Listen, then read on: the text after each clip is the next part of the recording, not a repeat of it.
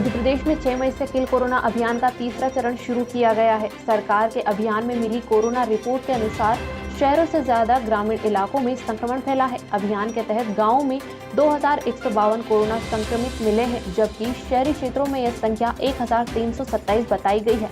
बता दें कि इस अभियान के तहत अब तक ग्रामीण इलाकों में 2,08,000 से ज्यादा कोरोना संदिग्धों की जांच हो चुकी है। मध्य प्रदेश के उज्जैन से बीजेपी सांसद द्वारा अपने कार्यालय में स्पेशल टीम को बुलाकर सभी कर्मचारियों का कोरोना वैक्सीनेशन कराया गया। इस वैक्सीनेशन के दौरान की तस्वीरें यहां के कर्मचारियों ने सोशल मीडिया पर डाल दी, जिनसे विवाद शुरू हो गया। विवाद इसलिए भी है कि यहां इस समय में लोग वैक्सीन के लिए परेशान हैं, तो वहीं सांसद ने वीआईपी कल्चर का प्रदर्शन किया। भारतीय अमेरिकी नीरा टंडन को अमेरिका के राष्ट्रपति जो बाइडेन की वरिष्ठ सलाहकार नियुक्त किया गया है। टंडन ने इससे 2 महीने पहले ही रिपब्लिकन सेनेटरों के कड़े विरोध के कारण व्हाइट हाउस प्रबंधक एवं बजट कार्यालय के निदेशक के पद के लिए अपना नामांकन वापस ले लिया था।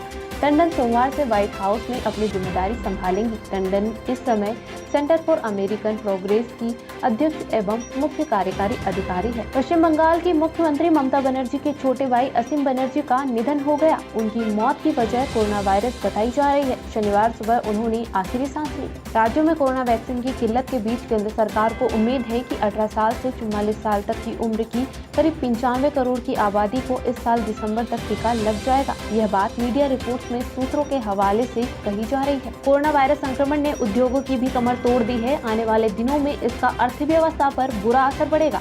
कोरोना कर्फ्यू में अन्य क्षेत्रों में बंदिशों का असर उद्योगों पर दिखाई दे रहा है। इंदौर, पीथमपुर सहित प्रदेश के अन्य जिलों में कच्चे माल की कमी और उद्योग चलाने के दौरान मेंटेनेंस से जुड़े उपकरणों के नहीं मिलने के साथ ही संक्रमण के चलते भी दिक्कत आ रही है। मजदूरों की कमी भी उत्पादन कम होने की मुख्य वजह बताई जा रही है। कोरोना संकट में जरूरतमंदों को मेडिकल हेल्प पहुंचाने वाले यूथ कांग्रेस प्रेसिडेंट श्रीनिवास बीवी से शुक्रवार को दिल्ली क्राइम ब्रांच की टीम ने करीब आधे घंटे तक पूछताछ की।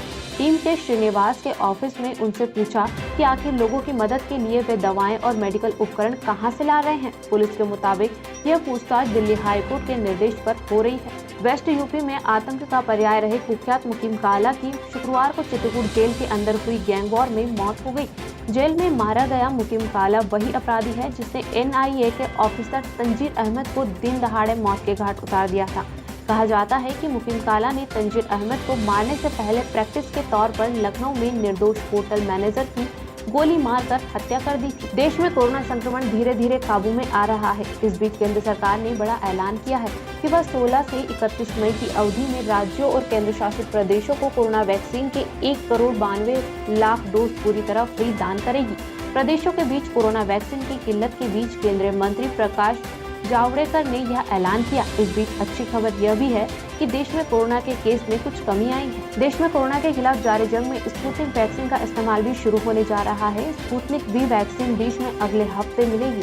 खास बात यह है कि यह वैक्सीन पहले प्राइवेट सेक्टर को मिलेगी। राजधानी दिल्ली में बीते दिनों ऑक्सीजन की किल्लत को लेकर राज्य और केंद्र सरकार के बीच टकरार देखी गई थी। दिल्ली सरकार ने लगातार केंद्र पर आरोप लगाया था कि केंद्र की ओर से पूरी सप्लाई नहीं की जा रही है। सुप्रीम कोर्ट के निर्देश पर दिल्ली को 700 एमटी ऑक्सीजन मिली, लेकिन अब केंद्र सरकार की एक रिपोर्ट के मुताबिक राजधानी में हुए ऑक्सीजन संकट की मुख्य वजह राज्य सरकार की गलतियां थी। शाहजहांपुर के बदनापुर थाना क्षेत्र में शीशम का पेड़ गिरने से कमरे में बैठे बुजुर्ग रामेश्वर की मलबे में दबकर मौत हो गई।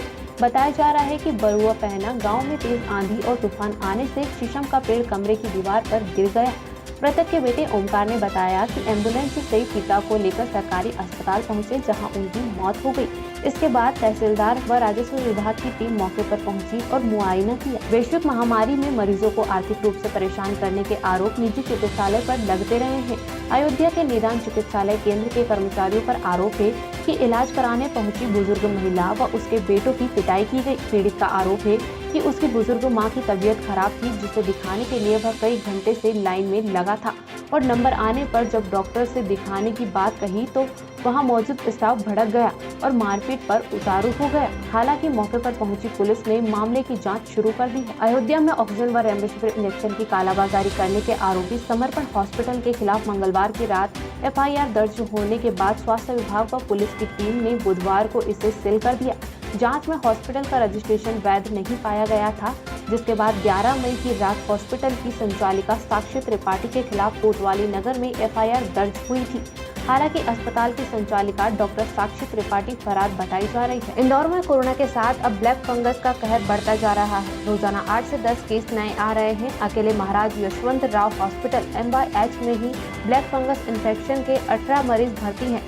अब तक सभी अस्पतालों का आंकड़ा देखें तो करीब 200 मरीज सामने आ चुके हैं। टोसिलिजुमेब की सप्लाई कम हो गई है। हाल ही में रोचे की एंटीबॉडी कॉकटेल यानी 2 दवाओं के मिश्रण को भारत में कोरोना वायरस मरीजों के इलाज में इस्तेमाल की आपात मंजूरी दी गई है।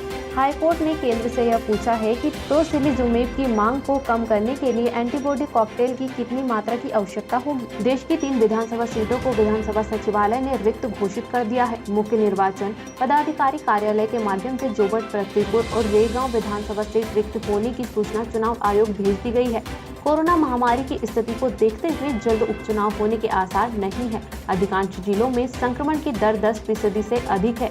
चुनाव आयोग ने भी खंडवा लोकसभा सहित अन्य राज्यों की विधानसभा सीटों के उपचुनाव टाल दिए हैं। देश में कोरोना संक्रमण के कारण हालात बेहद नाजुक बने हुए हैं। कहा जा रहा है कि इस जानलेवा महामारी को हराने के लिए हम सबको एक होना होगा, एक दूसरे की सहायता से पीछे नहीं रहना है। लेकिन तेलंगाना और आंध्र प्रदेश राज्य में ऐसा होता नहीं दिख रहा है। तेलंगाना पुलिस आंध्र प्रदेश से आ रही एम्बुलेंस को प्रदेश के बॉर्डर में आने नहीं दे रही। अब इस पर तेलंगाना हाईकोर्ट ने सरकार के आदेश पर रोक लगा दी है। 15 मई को अपना 54वां जन्मदिन मना रही माधुरी दीक्षित का एक वीडियो सोशल मीडिया पर वायरल हो रहा है। यह वीडियो रियलिटी शो डांस दीवाने 3 का है, जिसमें वह बतौर जज नजर आ रही है। वीडियो में माधुरी दिवंगत कोरियोग्राफर सरोज खान को याद कर रो पड़ती है। इन दिनों सोशल मीडिया पर एक 8 साल के बच्चे का वीडियो वायरल हो रहा है। यह बच्चा घर में बैट से नहीं बल्कि एक स्टंप से प्रैक्टिस कर रहा है।